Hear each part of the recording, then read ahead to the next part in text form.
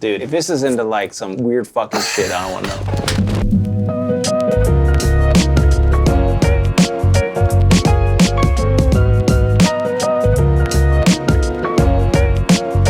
You were always one case away from retirement. It's the new, I'm a producer.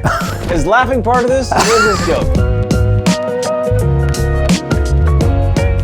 I used to represent Wu-Tang Clan. The law firm is every bit a startup business. He said, if you were sitting in front of me right now, I'd punch you in the face.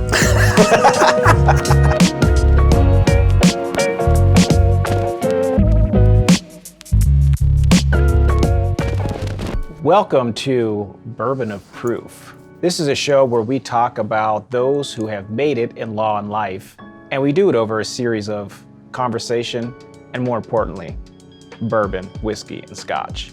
I bring three, my guests bring three. We talk about them, we drink a little, and we educate you on how we became successful. So today we got on Charles Lew, one of the most successful attorney entrepreneurs on the planet. Thanks for having me, Bob. Is that a New Jersey accent that I hear? That's Scottish. Oh, really? So we're going to pretend to be Scottish on this whiskey show? It's very diluted. And just for your information, yesterday was Burns Day. What is Burns Day? Burns Day is our national poet, our Scottish national poet. So you are probably familiar with Auld Lang Syne. I'm sure you sing it in a drunken haze every single New Year's. That was written by Robert Burns. The only one I know is beer before liquor, never been sicker. That's the only one. That is not Robert Burns. Not Robert Burns? No.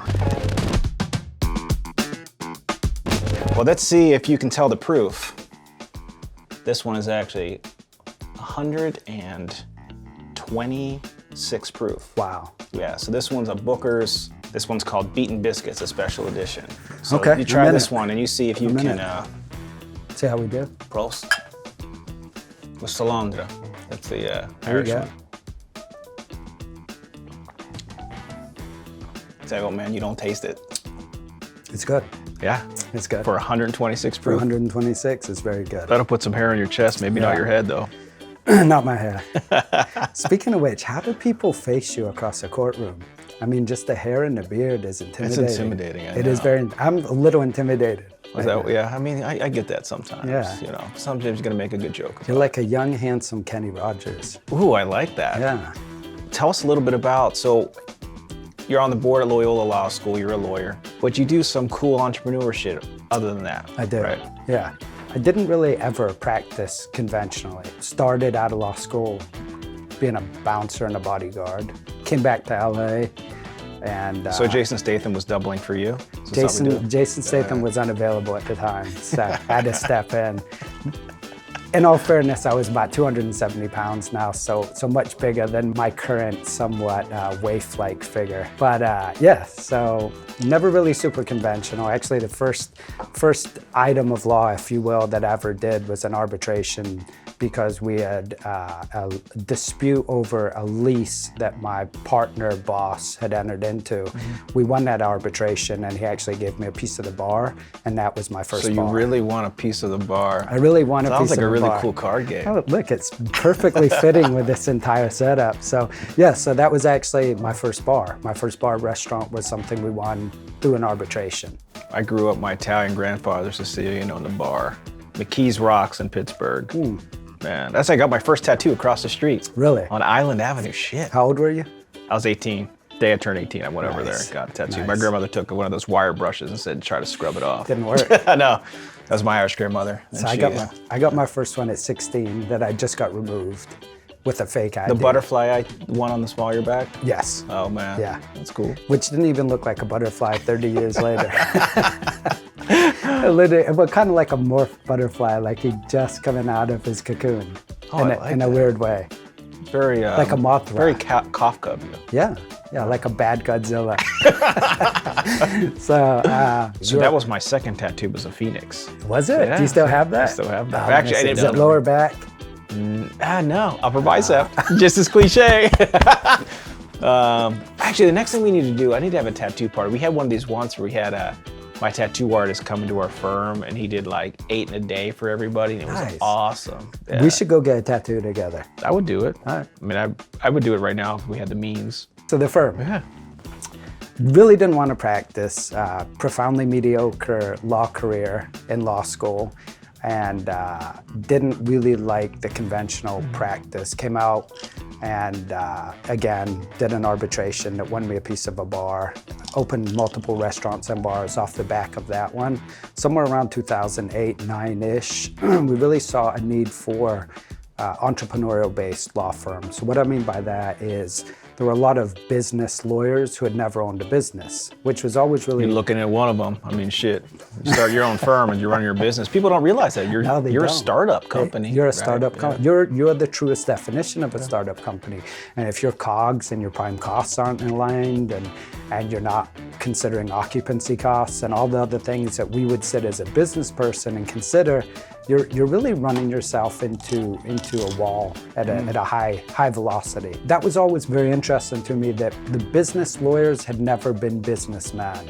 So saw a space there and capitalized on it, and then over the past decade have expanded on that, which now interestingly has morphed into a much broader practice, still catering to startups and entrepreneurial-based law, but intellectual property over the past couple years has become a huge topic as we see a transfer of brick and mortar was traditionally the unit of wealth, right? Yeah. And now we're sitting and we're all talking about digital wealth. There's your digital space wealth. All digital space, right? So now we're going, how do we protect that digital space, and that's how many restaurants are you part of?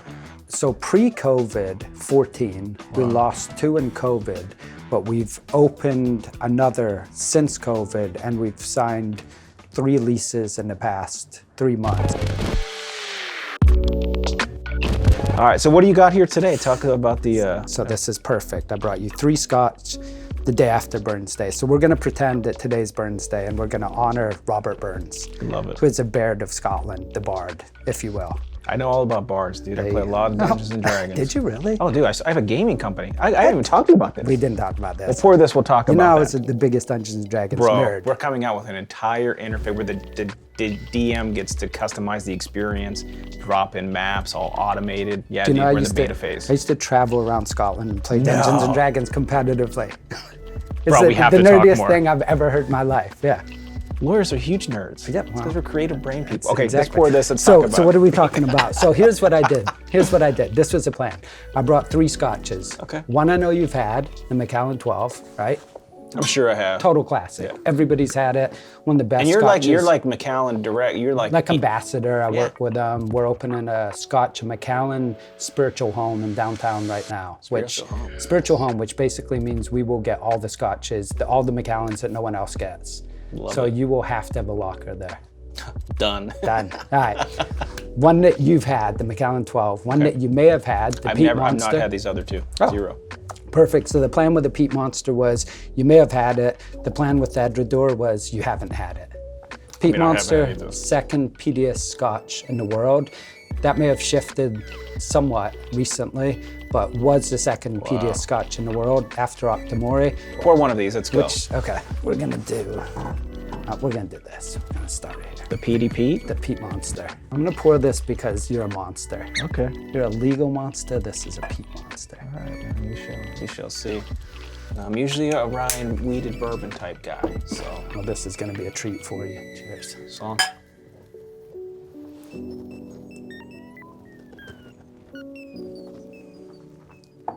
What do you think of that? Wow, that is really good. Awesome, right? I mean, look how light that is compared to the last light, one. Yeah. I'm transferring to my bone. Okay, got it. I like that.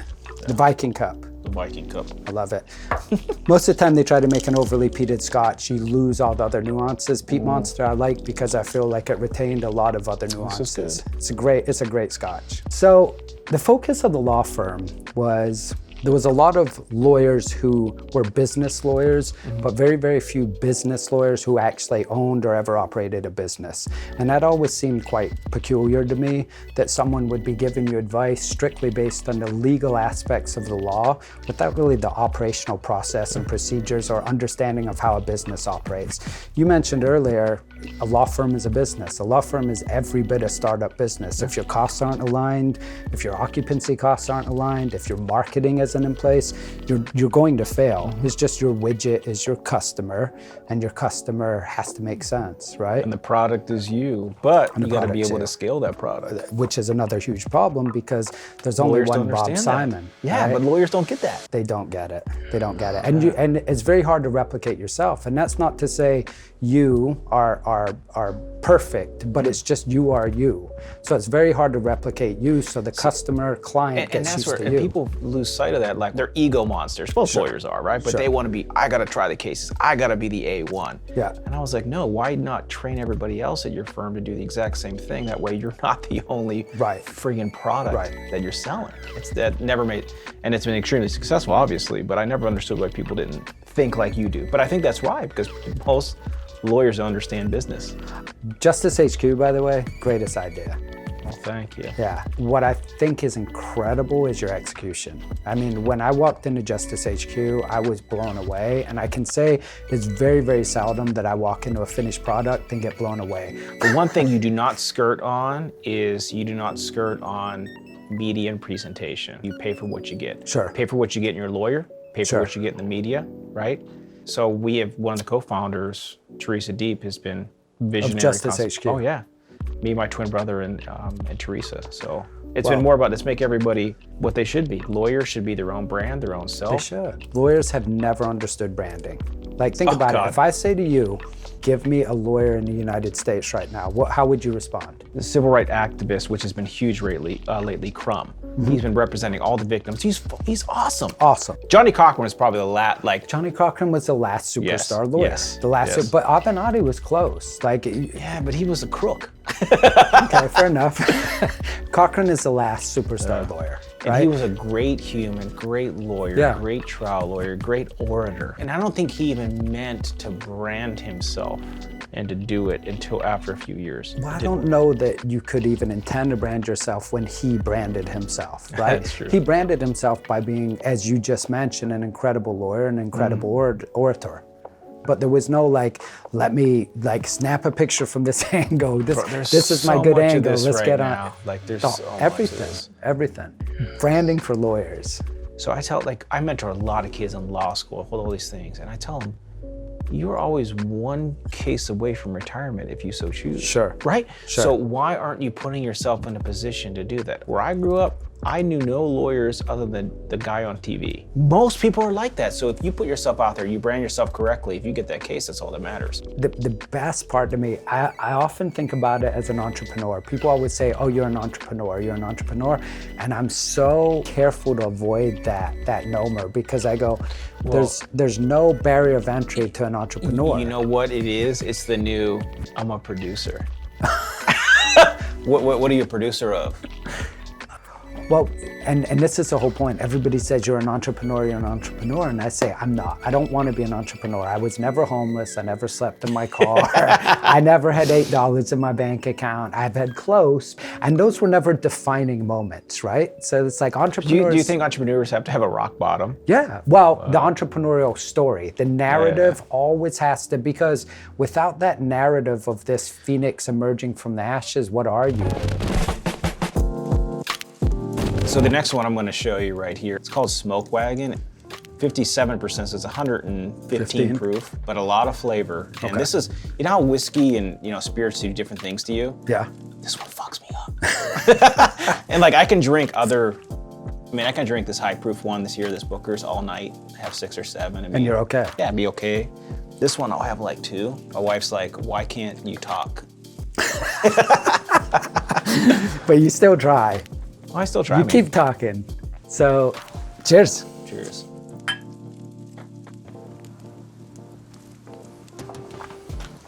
Different taste, man. Oh, wow. Yeah. And they're dead on. Awesome. It is awesome. I've never heard of this until about a month ago. A friend of mine, April Bonifato, sent that to me in Vegas. Another lawyer. She's another lawyer. Her fiance is I think he's a federal agent, but big whiskey guy. So we talk all the time about. She's also in Justice HQ. She's in Las Vegas, but she's a rock star. She's like, you got to try this. Love that. And that's great. That's great. It is great. Yeah, that's great. This is a great one. I got into bourbons when we opened our Kentucky and our Nashville restaurants. Oh, So you I had places in there too? Those are the two that closed during the COVID madness, unfortunately. But the time I got to spend there was incredible because I got to really, really sample some of the best, just some incredible stuff. Yeah, so tell me about you're a lawyer on the board at Loyola Law School, but the projects you have outside of law. So the idea behind the technology apps, it was how do we take businesses that have been somewhat stymied in their evolution and their growth and accelerate them. Harmony, I like to call a litigation mitigation application. What I did. You want me to say that again? Mitigation. Application. LMA. Yeah, so what Harmony was is essentially, the little tagline is creating a harmonious employer-employee relationship. Employers are oftentimes the last one to know that there is a problem at the workplace. I agree, right? 100%. So what we decided was, what if there was a very, very simple application, 8 questions that popped up on your smartphone twice a month when you got paid, and the questions were truly as simplistic as, were you injured at work? Did you experience a hostile work environment? Oh, that's good. That's a good idea. That's it. And if you say yes, it opens up an additional window. You have the opportunity to explain it. Now, what that does is it puts the onus on not only the employer to respond, but also the employee to report.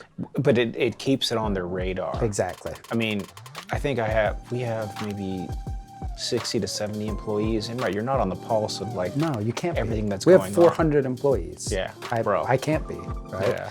But I can look at this, and anytime one pops up, yes, I can say what happened, and I can look at it and say, oh, he was injured at work, and I can see what happened, and I can make sure that we followed particular protocols and mitigated But you know what, litigation. that brings back a lot of the personalization of the entire hierarchy of the company, right? Mm-hmm. You can go back and be like, hey, you're the CEO, but I just don't want to ever feel that disconnect as you scale and grow your companies with everybody that works there. And that's hard. Yeah, it is hard, but it can be done. I've loved the Zoom world. Yeah. Because we try to do weekly or bi-weekly check-ins. Once a week I try to talk to lawyers or then the paralegals just to make sure that everything's happening, or to do a mentoring thing. But this would not exist. I could not, in the workflow environment, go into my office and then do this just have 20 people in a conference room and then talk about this. It's inefficient. It just wouldn't happen. Yeah. Right. Well, the interesting thing about that, to your point, is, and I don't remember exactly where I read this, I read very often. Wait, you read? I do. More than monosyllabically? Is that how you say monosyllable? Oh. It was close. I told you, man, that Booker's no joke. I like that. This is we going are to be an number 3. We exercise gotta in get through veracity 6, and so truth after a couple more. I love this. What I was going to say was, I read, and this you could definitely. Wait, you read? I do. More than monosyllabic? See, I remember. I like that. I like the little matrix thing there too. Yeah. What matrix thing? One of the most determining factors whether or not your employee will sue you, do you know what it is? Whether they like you. Yeah. Yep. It's same thing with lawyers and doctors. Yeah, bedside which is manner. so interesting, right? So I was thinking about that, and I can definitely say unequivocally that there's been managers of mine who have acted in a amoral or an unscrupulous way, and they probably wanted a lawsuit against my entities, and because of the fact that I had a very good relationship with the waiter or the waitress, they came to me and said, hey, you need to know about this. I didn't get the letter from the scavenger plaintiff's firm saying, hey, we want money. I got the call from the employee saying, hey, that's you where need to it figure should this be. out. I had somebody reach out to me yesterday. They screwed her over bad. But her mom didn't want all this litigation to do those things. And I was like, look, let me just ghostwrite an email from your mom to the company, smooth it over and stuff like this. But sometimes lawyers, you probably see this with the ego thing, is they want to go in and it is it's the worst. Yeah. We man. go in with chainsaws when a scalpel is needed. Yes. Right? I'm stealing that. Please. Is this on tape? I hope not, because it's stolen. We do, but that's all. The problem is that a lot of lawyers were Dungeons and Dragons kids when they were young, and they weren't cool with it. See, we were obviously very comfortable with our Dungeons and Dragons. Hack and slash. Yeah, Hack and slash. of course. Well, but that is the remnants of what is often, I believe, a rough childhood. I've had too many lawyers that I've ran into that were the loudest voice in the room, and that speaks volumes about who they were when they were younger.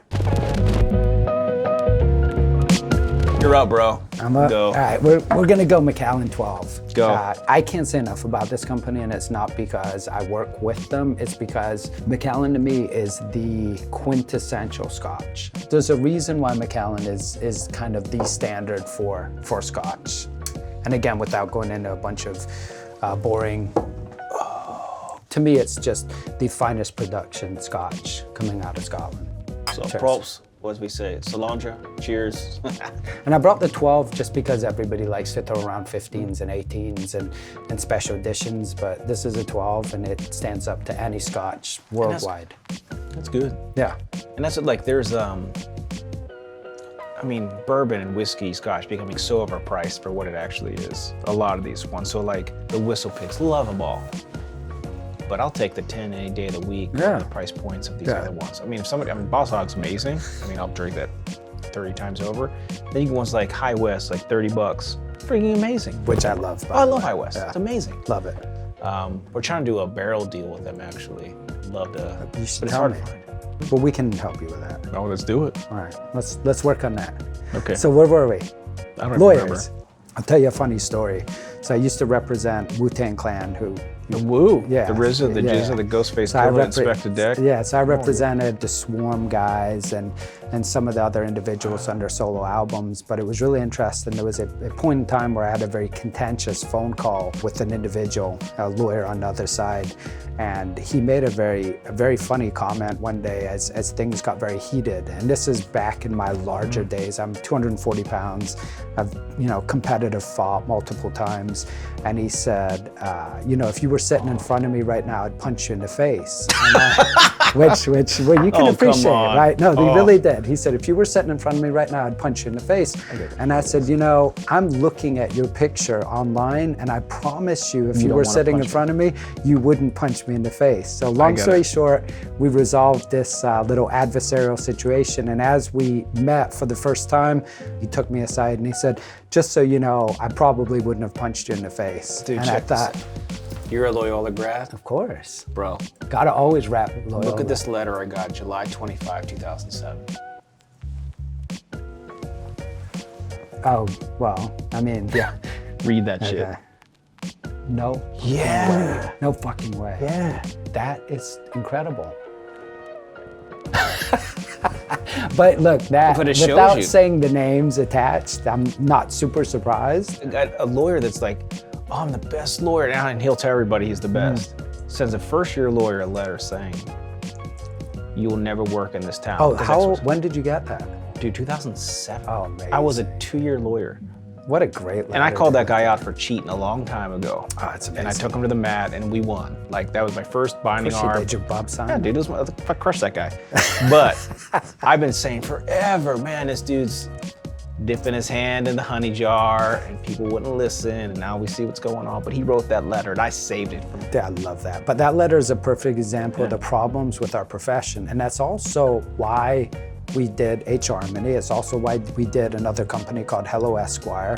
It's also why I started a company called ESQRX, which is a vitamin supplement company for lawyers, ESQRX. So cognitive support, our first product we're rolling out is a brain supplement for lawyers. You should talk to a couple of my neurosurgeon buddies, because they swear that there's a way to get you into the zone. Oh, they're 100%. I've been a rat, like a lab rat for these formulas that we've been working on for the past 120 days. And there's definitely been some formulas that I took and I thought, we can't use this.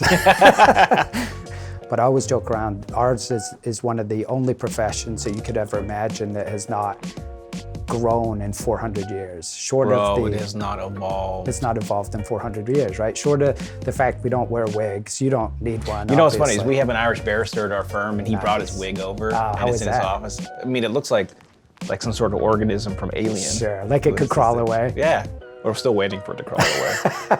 But man, he's got some rad stories from Ireland. Sure.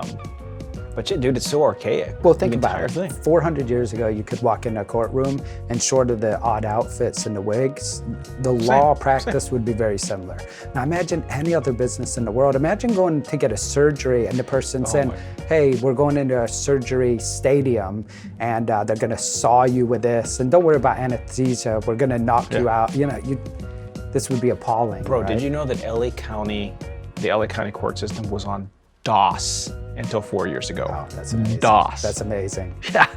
And now they're finally figuring out all these court systems. Oh God, you mean I could do virtual appearances? Right. Dude, I mean. Right. Well, that was really COVID prompted. Yes, it that, was. right? But Which is it unbelievable. forced it to evolve. And Right. we talked about this for a long time, you and I. Yeah. When I talk about Justice HQ and your HR app, these things we talked about, you got to embrace the digital world. Right. And like, it helps your clients because you're not spending all this other money and time doing other things, efficient solutions. But man, I wish they taught this stuff in law school. I wish they even started in high school. Right? This is something we're thinking through right now. As you sit and you talk about high school, and I can tell you the capital of countries that I'll probably never go to, but I can't tell you how to Capital balance a Iceland. checkbook. Capital Iceland. Reykjavik. Nice. Actually, it's my turn, right? I think so. I'm gonna go with the lock, stock, and barrel 18. I love that. Another one hard to find. Another trial lawyer gave this to me, Matt Clendenin. We call him the plaintiff whisperer. The plaintiff whisperer. Dude, he is, by the time they're deposed, it is like opening up their heart. But yeah, he gave me this bottle, and I drank it, I think, that day. Because I've never had the lock, stock, and barrel 18. But another one over 100 proof. So this one was 115, 126, and this is 109. At the end of the night, did we do an exchange of whiskeys and scotches? Because That's what you want to do. That would be cool. I would love that. Let's do that. So my wife built me a whiskey room in my house, which is fingerprint to get in, which is really cool. Ah, very cool. Although she didn't anticipate that my twin brother has the same fingerprint as I do. God, I still think I'm gonna frame him for murder one day. Yo, I like that. What about an exchange at the end of this? This is cool. I think we should do this. Yeah, let's do it. So we'll exchange all of these. Yeah, we just These are swap good. them. Straight swap up. This one is one of the most pleasant ones ever to find. That blew me away, by the way. Yes. Yeah, I gotta say, I'm excited to try this, but I've tried 100 bourbons, and you know, I did the whiskey road multiple times. I took people on it when they came into town. That was pretty exceptional. One of the most flavorful whiskeys ever. Another one. Good. Cheers. Prost. That's tough. Yeah, That's a tough one. This, you can feel it. Yeah. See, this one, we went down from proof, and this is the one you feel. 109. I like it. You don't feel the 115 or 126. The 115. That's why this is dangerous, because you don't feel it. And But it's it like, is oh, so this tastes it's so well rounded. That's nice. This I like, but this I feel. In the unfiltered ones, did you know like you can get some of the black flakes from the For char? sure. Yeah. Yeah, for sure. I thought I was like smoking crack one day. I was like cleaning up my glass and what is this? No, I'm a little embarrassed about how much I've tried of this and how much I know. People would say, hey, have you ever tried that? I'm like, yep, multiple times. Dude. That goes with owning restaurants and bars, especially in Kentucky and Nashville. You know what we actually need to do? I'm gonna throw a curveball right here and switch it up a tiny bit. We need to do the tequila train with you down at Jalisco. So my wife is a huge tequila fan. Can we take her on the tequila trip? She would love it. The last time we had tequila, she got pregnant. Well, fuck. I guess it's a little worm. That's a good joke.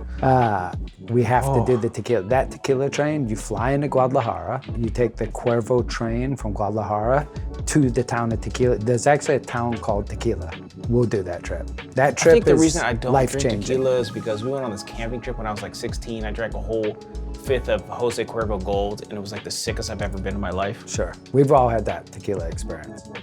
Have you ever vomited from bourbon? Or No. I don't think I have either. No. Yeah. Tequila, 100%. Yeah. I'd love to say it was a long, long time ago, but it wasn't. What's today? It wasn't that long ago, yeah. So first time we ever met, we were on the same adoption charity. Yep. How was adoption special in your life? My brother was adopted. Incredible guy. Still lives with my mom and takes care of my mom in Florida. I've finally convinced both of them to move to the Palisades to live with me, which is awesome. But a really interesting part of that story, just you'll appreciate this, being an adoption advocate and a huge supporter, obviously. You've been a material supporter of the Adopt Together and a huge part of the success of Adopt Together. When I spoke to my brother's biological mother. Oh, nice. Her and his sister, biological sister, made the point that my brother is the only male of their family that is not in jail. Bro, you're gonna make me cry. Not in jail or dead. Imagine that. Dude, did you know that it's something staggering, like over 80% of the prison system is occupied by kids in the foster system. Foster system, yeah. We have a broke world. Yeah. We had adopted our first daughter, and then grace of God got our second daughter, and my wife and I were talking, like, I'd adopt 6 more if we could. So I agree. Tomorrow. Yeah. But you adopted your first. And then... Yeah. So my wife and I tried to get pregnant for so long, and she always had in her heart to adopt. Right. And I was like, why not just do it now? Right. Like while we're dealing with all this other stuff. We started in September of 2016. We were matched by December of 2016. January 2017, we found our birth dad. She was born in April, and we were there for the birth. Best story ever. So cool. And then you had your natural child. From tequila. Now, because I think there's going to be some parallels between you and my mom, how my brother was adopted. Is your adopted brother older or younger? He is 6 months. We're the same age. We're basically twins. I'm gonna drink this and then wait, and then we're gonna go to my last one. Yeah. So, all right. Edrador. This is the one that I know you have not had. Never even seen in my life. All right. So I got this at my last trip to Scotland. I went into a very, very small Scotch retail store at the bottom of Edinburgh Castle. Have you been to Scotland? No, dude, I want to go. All right, you're going with me.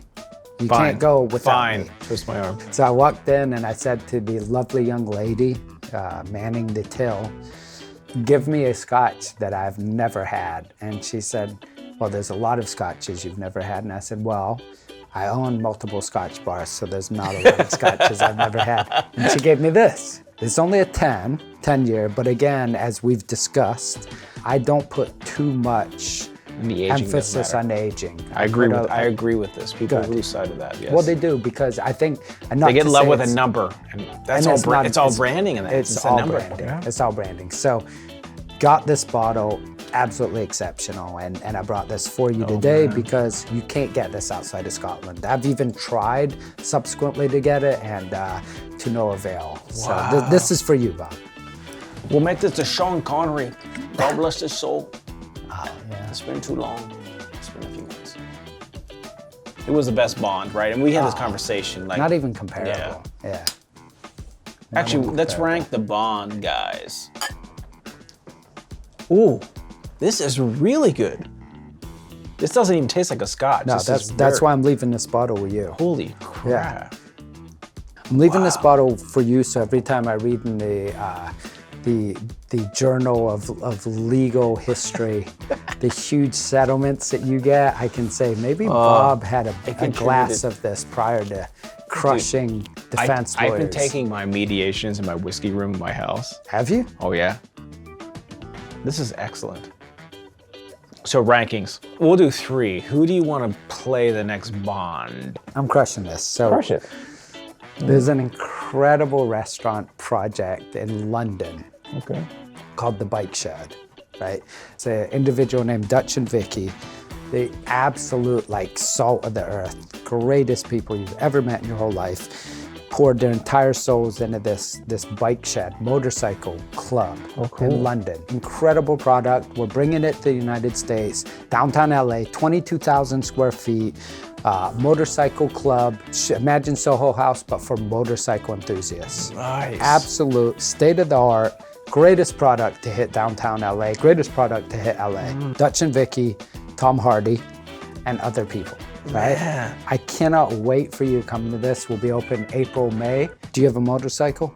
Fuck no, I'm a personal injury lawyer. You think I'm gonna get a motorcycle? I wanna get on a scooter.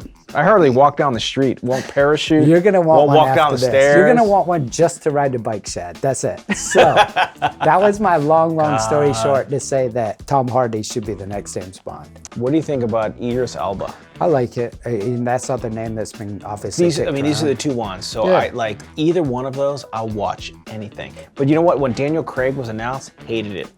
Now, love it. Yeah, he's a beast. Great. So, I mean, I think Hardy would be amazing. Tom Hardy will be that. I think that will be a next level Bond. Sean Connery was so next level. And look, I was a huge Roger Moore fan. I say Roger Moore. I liked Roger Moore. You gotta remember, I'm like this little kid growing up in Scotland, and there's this very, very cool American James Bond, right? Well, where do you rank them? So we'll rank those. Well, it's Sean Connery. He's A1. Yeah. But there's a who's lot, two? right? There's Oh, Daniel wow. Craig, there's Timothy Dalton, there's Dalton's down like Roger 3 or 4 Moore. for me. I liked Roger Moore, but maybe I like that particular James Bond more than I like for me, so high for me is Pierce Bronson, simply because No, Pierce was dope. I mean, it was GoldenEye was one of the greatest like movies ever, and maybe one of the greatest video games ever. I could play Raiders Off in the complex, no weapons, And you would won't just get a kill. crush. You won't Really? get a kill. You won't get a kill. You'll be so humiliated. I had a guy in college lose his car to me.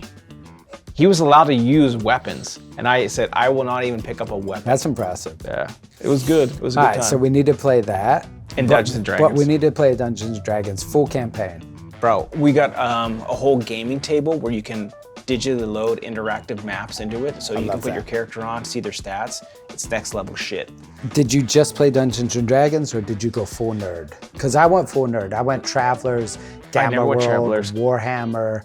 So I went Tunnels and Trolls. I was heavy into Dungeons and Dragons, like Yeah. all the books, all of it. I went but full I nerd. never went further than that, and I think the reason is because I started to like girls.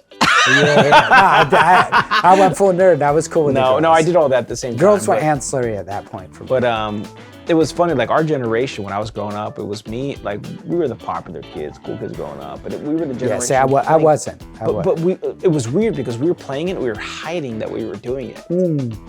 But it was fun and cool for us. No, see, we were owning it. I was running around God. town, people like, where's my D20? Like, I went for it. But this is where it should be. Like it should be like full on fucking nerd. Tell me what you think. Fuck, you chugged that one? Okay, let's try this. I got like might be Justice overwhelming juice. sour apple. Sour apple? Yeah. What are you, a nose? Put it right here. Yeah, put it What right is here. it? Is this a trick? Yeah, no. You want to put it right here. Okay, then what happens? Inhale through your nose. Oh my God. Fucking Oh, sour I apple. got I got like straight Jolly Rancher sour What is apple. this? Jolly Rancher? I know that's a distinct. Go for it. Come on. Come on. Really? No sour apple? I don't like smell shit. It's how I feel. Okay, like that too. Yeah. I don't have any guesses, no. But I'm very curious. It's Jim Beam. Really? Yeah, crab apples. Crab apples. Look, bro. I'm gonna give you a 1 minute really funny story. So I used to own this bar called Crowd Bar.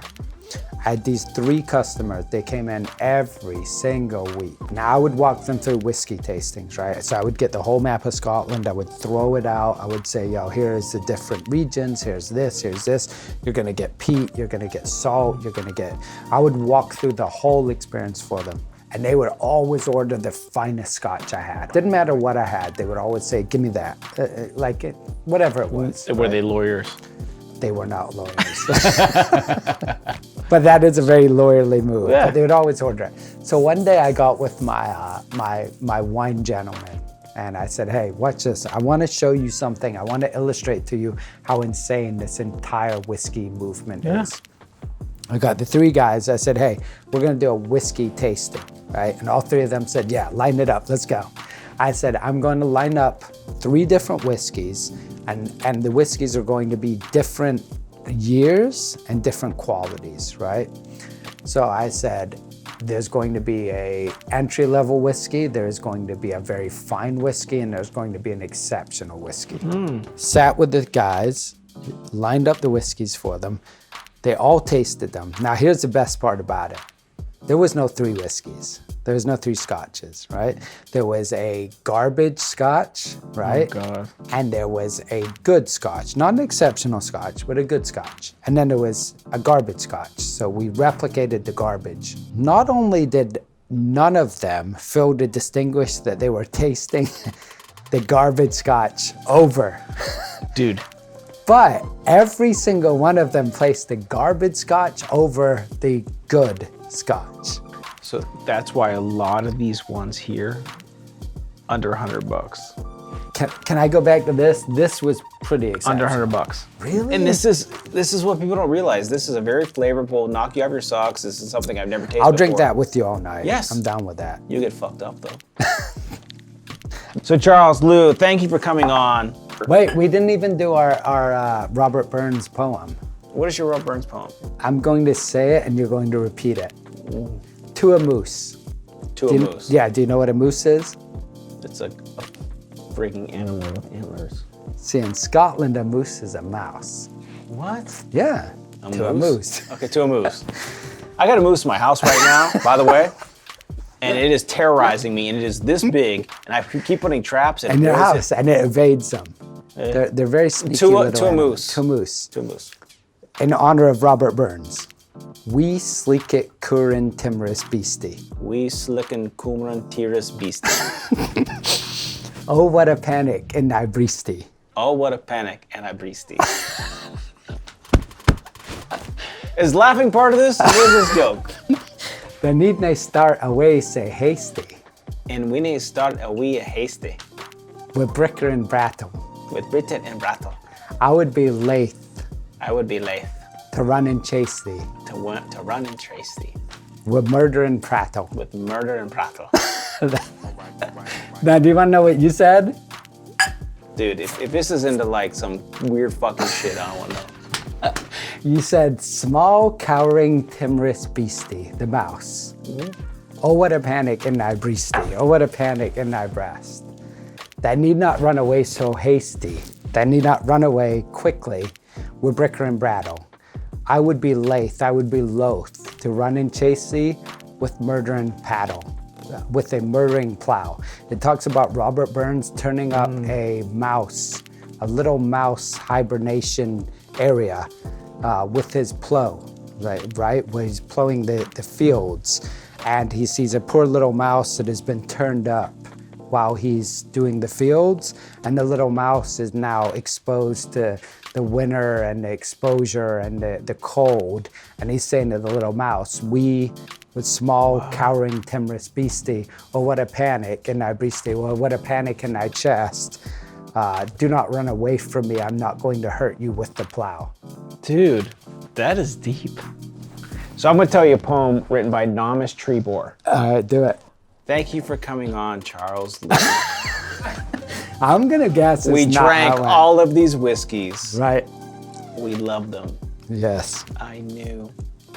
And Nomis Trebor, you guys can write that backwards. That is Robert Simon.